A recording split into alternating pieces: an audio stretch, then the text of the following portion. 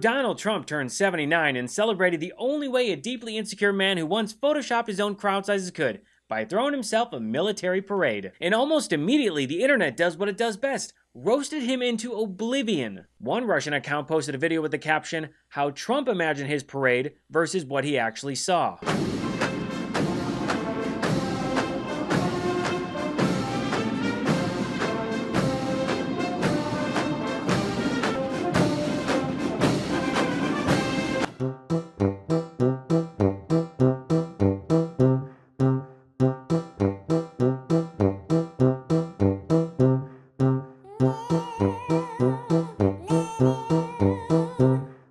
It was less commander-in-chief and more birthday clown with tanks. I mean, it was so boring that even Trump started falling asleep at his own birthday party. You know it's bad when the guy who demanded the party can't even stay awake for it. Which means us, the taxpayers, paid $45 million for him to take a nap. Cool.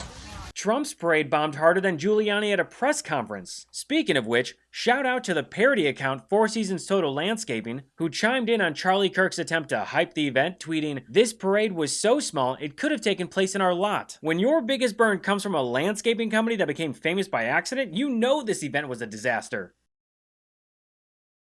Now, the parade had 36 horses, 28 Abrams tanks, 6,700 troops, a $45 million price tag, and somehow, the only thing missing was the crowd. And just for comparison, Trump's parade is on the left, and the No Kings protest in San Diego is on the right. Actually, Governor Gavin Newsom made a TikTok video trolling Trump, and I think it does a pretty good job comparing the turnouts.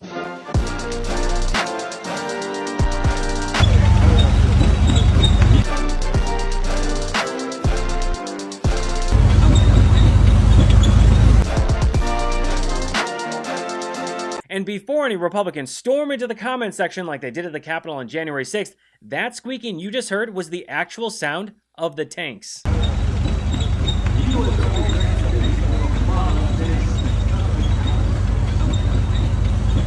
We spent at least $45 million on his parade and we couldn't even afford a can of WD-40? Trump's military parade was a giant waste of taxpayer money and a slap in the face to our veterans. Look, I think if this is a president who wanted to honor the military, he wouldn't be proposing 80,000 VA cuts. If this was a president who actually cared about the military, he wouldn't be freezing $2 billion worth of contracts or having a Secretary of Defense leaking attack plans on Signal. In contrast, we had people from Idaho to Ohio to Arkansas to Massachusetts stand up and say that this country, with due process being taken away, with children being separated from their mothers, is not something we stand for. People will not take this lying down, and this is just the beginning. Trump's birthday parade was a sad, ego-stroking vanity project with all the energy of a rain-soaked parking lot. It was a pathetic spectacle for a weak and pathetic man who mistakes tanks for applause. Now, the Trump administration had projected over 200,000 people would flood the National Mall. Instead, a festival-style event saw mostly confused families climbing on tanks for Instagram photos, while soldiers spoke on stage to a crowd that looked like it had wandered from a nearby food truck line. At another part of the event, people were taking photos with weapons like it was the world's most patriotic JCPenney portrait session. Only in America, right? And for anyone watching the parade, it was bleak. The stands were dotted with humidity-soaked Trump fans and toddlers melting faster than MAGA popsicles. People looked more dazed than inspired, like they were attending a 4th of July party sponsored by military surplus and seasonal depression. Oh, and in case you didn't know, the parade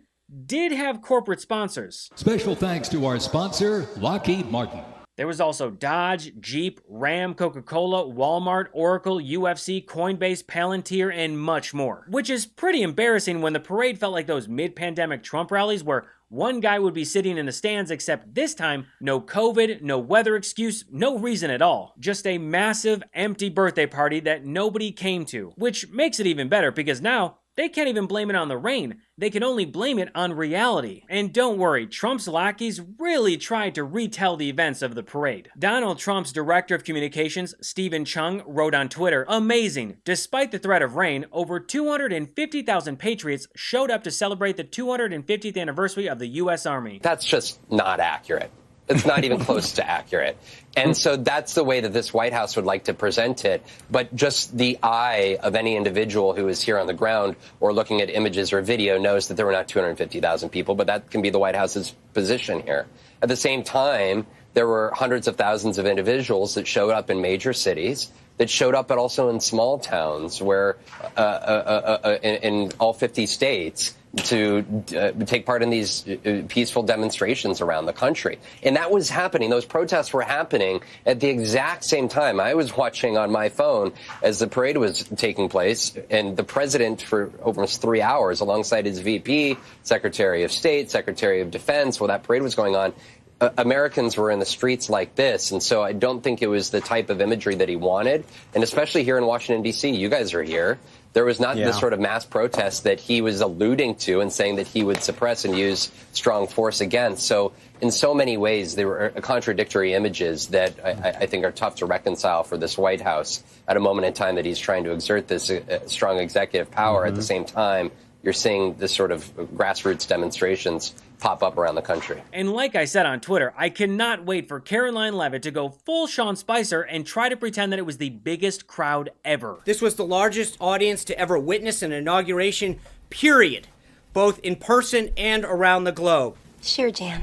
If you've ever searched for your name or address in Google, it is shocking to find how many results have your personal information, and it's not by chance. Data brokers and other people search sites collect your personal information, your name, address, phone number, financial info, income, and hundreds of other records. They sell and share it publicly without your consent. But Incogni is here to put an end to that. Incogni hunts down these unethical sites and gets your info removed from the places that expose your private information. You don't have to email anyone, fill out forms, or jump through hoops. They handle the entire process for you. Incogni also continuously monitors if your data is put back onto these databases requesting repeated removals. This way, keeping them off it forever. So you get way less spam calls, spam emails, and get more peace of mind. And best of all, you can cancel anytime, and they offer a 30-day money-back guarantee, so you can get it completely risk-free. That's incogni.com/GABES and use code GABES at checkout. That's GABES.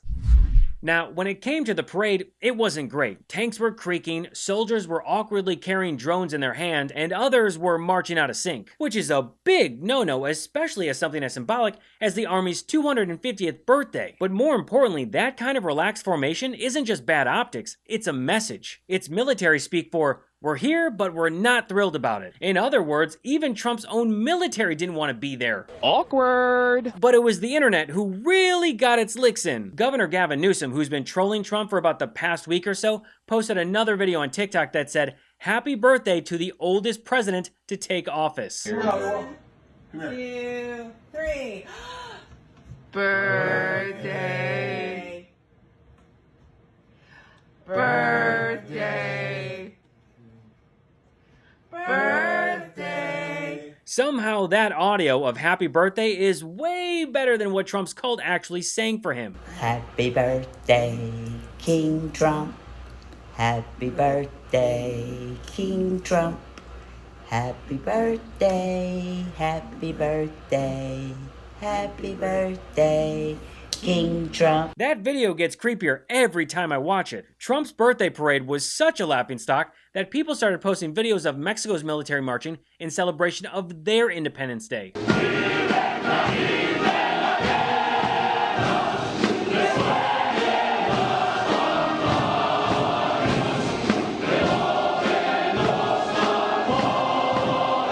Another person shared footage of India's Republic Day parade.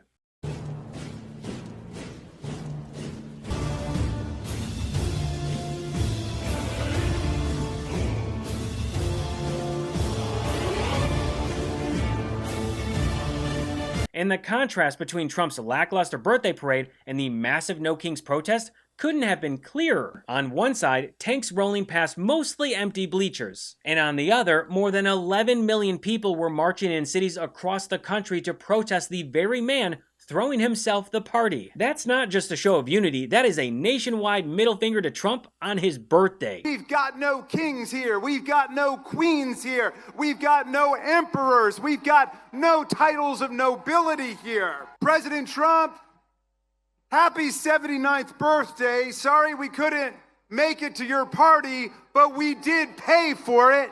You are not our king. And we are not your subjects. We will never be your subjects.